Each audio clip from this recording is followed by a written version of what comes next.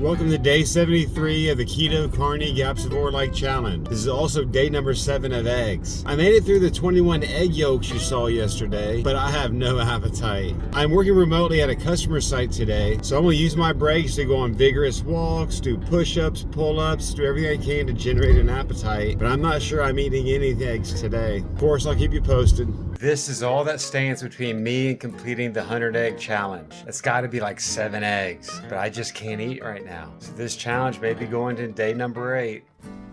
I still haven't finished the eggs yet, but I'm gonna optimistically prepare some food for tomorrow. This was labeled as beef sashimi. I'm not sure what cut of meat it is, but if it was intended to be eaten raw, I assume it's a tender cut of meat. It does have some nice marbling. I'm gonna use this cut of meat to practice how I plan to butcher my picanha next weekend. So what we're gonna do is we're gonna cut it with the grain, because when we put it on the skewer, we'll serve it, we'll cut it against the grain.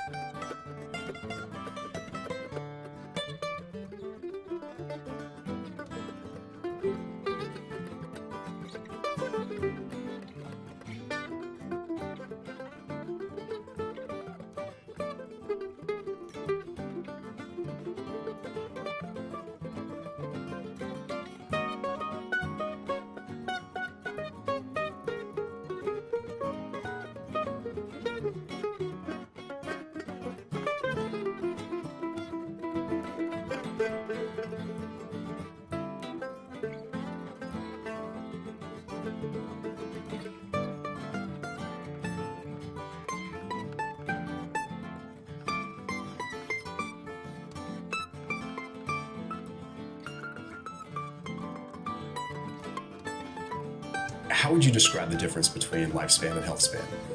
So I think they're both, obviously important, and they both contribute to longevity.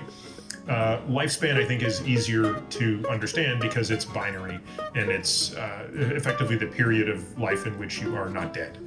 So, when you stop respiring, or when your brain dead, those are basically the 2 ways you die.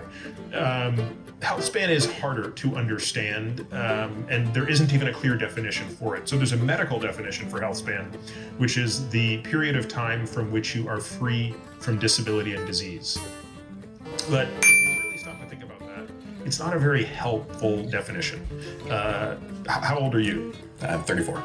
Okay, so you are just as free from disability and disease today as you were when you were 20, but I suspect there are things today that you can't do, or at least can't do as well as when you were 20. You're probably, not quite as fit. You probably have a few more aches and pains that wouldn't certainly constitute disability.